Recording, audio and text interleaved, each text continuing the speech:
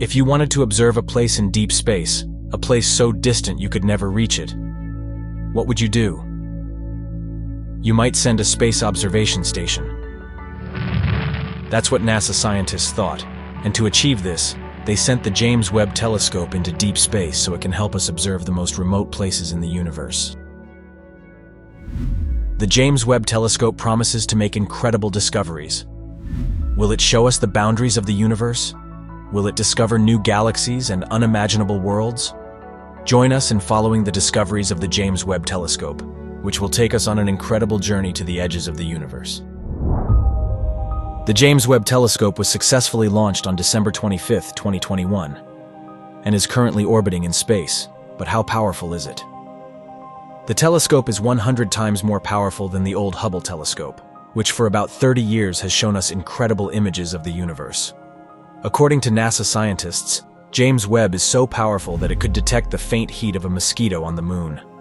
While the old Hubble telescope amazed us by showing images of the universe we had never seen before, it also has its limits. For example, it cannot show us the formation of the first galaxies after the Big Bang. With James Webb, we might finally do it. The new telescope, thanks to the incredible power of its lenses, will show us the universe of the origins, acting like an incredible time machine that takes us back 13 billion years. But what makes the telescope so powerful? A large mirror about 6 meters in diameter, composed of 18 smaller segments aligned with each other, makes up the main part. The segments are covered with a golden material, beryllium, so thin that a strand of human hair is 1,000 times thicker. It is this material that has the incredible property of reflecting infrared light that is not visible from the human vision spectrum. The sophisticated equipment also needs to be shielded from the heat generated by the sun's rays, and this is possible thanks to a huge sunshield as large as a tennis court. Without this protection, the telescope's sensors would be instantly burned.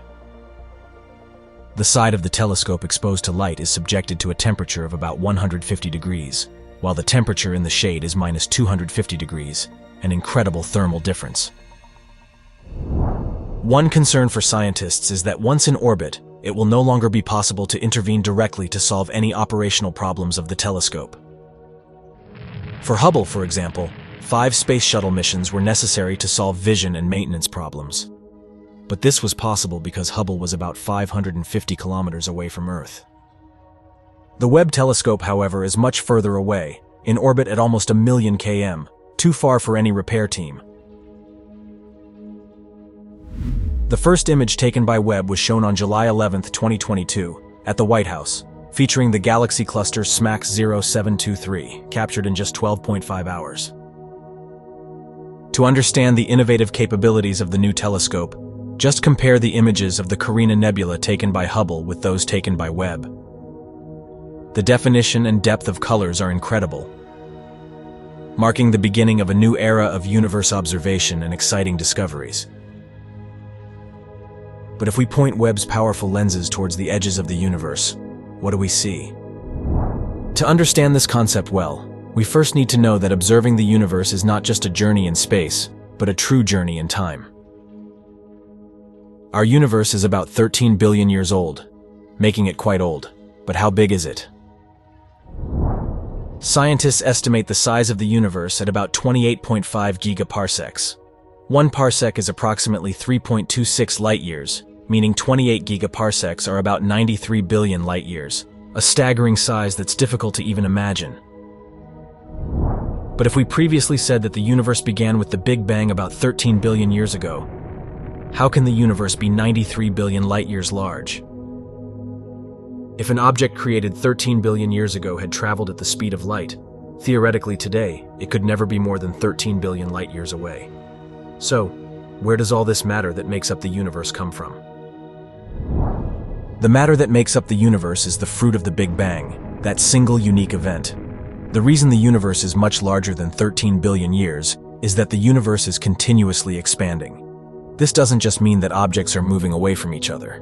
It's the very fabric of space that is expanding, like a balloon. And what's more, this expansion is accelerating. The extra distance due to the expansion of space must be considered when estimating the size of the universe.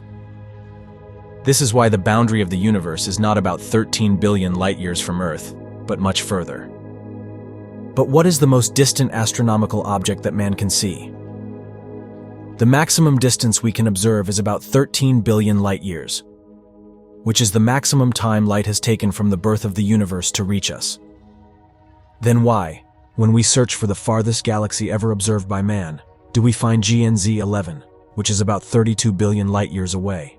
How is it possible to observe it? What we observe is the light that the galaxy GNZ 11 emitted 400 million years after the Big Bang. Considering the expansion of the universe, today we know that this galaxy is about 32 billion light-years away from us. This is an estimate we make by calculating the expansion of the universe. But as we said at the beginning, observing the universe is not just traveling in space, it's a journey through time. So considering this variable, today we know that we will not be able to see beyond 46 billion light-years. Is this therefore the boundary of the universe? Technically, this is the farthest point in space and time that we can observe, essentially constituting the boundary of our observable universe. Everything beyond the observable universe is known as the opaque universe. If this marks the limit beyond which we can no longer observe, we can always imagine what lies beyond. We can try to go beyond the limit with our minds and imagine what we could never see. After all, there are many things we cannot see, but whose existence we have established only through our reasoning and deductions. To all this is added an even more interesting question. Is the universe infinite? Einstein, with the theory of relativity, hypothesized that the universe had no end. But currently, we are not able to define whether the universe can have an end or not. We don't even know if this is the only universe or if there are others. Let us know in the comments what you think and subscribe to the channel to follow our new videos. See you in the next story.